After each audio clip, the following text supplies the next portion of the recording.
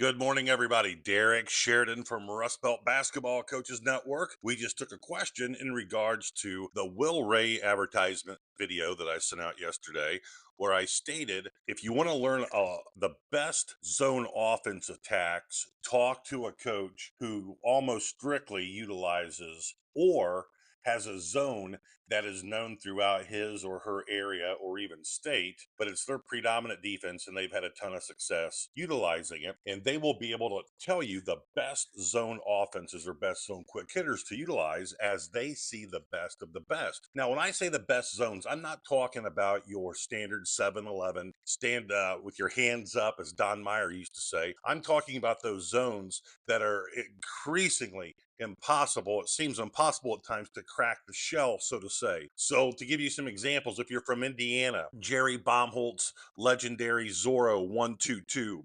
Obviously, you've got Bill Green's umbrella matchup, and more recently, of course, Coach Baumholt just retired a year ago, but Coach Basil Malby's 2-3 zone is known throughout the entire Midwest, as is Bill Green's and as is Will Rey's zone defense. But, Coach Malby's 2-3 and his presses were just a bear. I had to play against it as a player in high school. Never had the luxury of coaching against it, but pirated a ton of his videotapes, VHS tapes back in the day when I was first starting out as a head coach, because I wanted to utilize Coach Malby's 2-3 and followed him around the clinic trail, whatever. But so watching Coach Malby versus like Bill Green, watching Coach Malby versus his zone versus Marty Johnson, et cetera, I got to see some extraordinary zone sets, zone continuity offenses.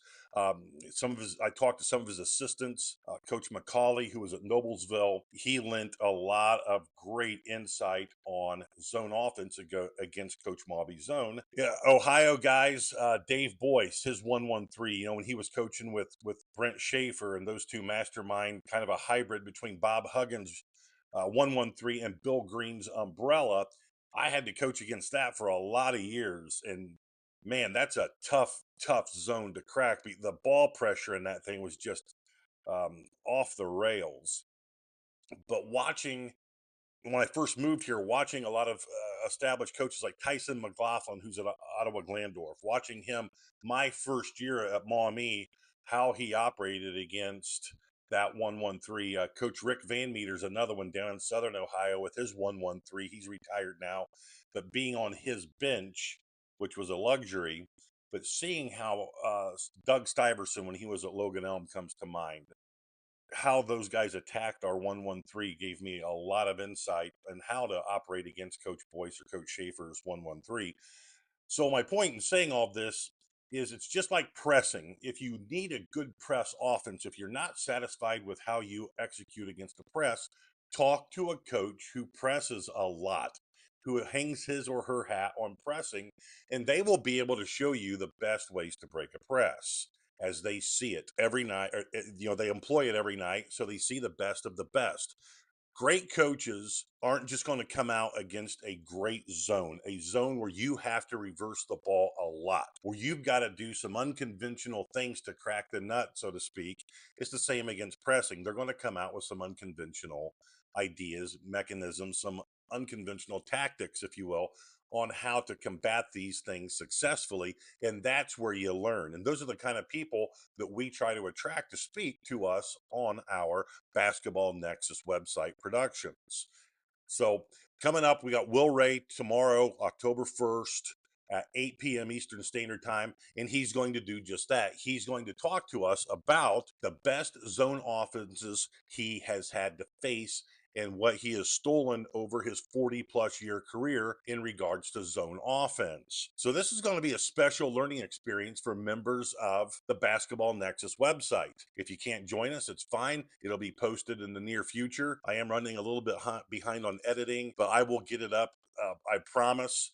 Next question regards our newsletter. Yes, I am behind. I admit that. I am swamped, guys, with school and with the District 7 clinic, stuff like that. But I will get it. I'm working on in Ted's honor this evening. I will have that out. My goal is tomorrow. Last question is really inconvenient, and this comes from one of our high school students. And I promised if he sent the question, I'd answer it. What do I know about 3I Atlas? Not much. I do know that the big controversy surrounding it is it something that's random, or is it something that's traveling with a unified plan? Is it promoting? I know I've heard a lot about the type of numbers it's spewing out, if indeed it is spewing out. I do know there was a lot of arguing in the scientific community, primarily spawning from I think he was from Stanford or Harvard, Professor Vasquez. I don't know a whole lot about it. I do read a lot before I go to bed at night, but that's about it. I think the main controversy with it is, can it be proven that it is moving systematically with a purpose, or is it moving randomly? And that's it. That's all I know. But hey, God bless. I hope you can join us tomorrow for Coach Will Rey, and it's going to be a great learning experience. He's going to talk to us again about zone offense. And again, if you want to find the best zone offense,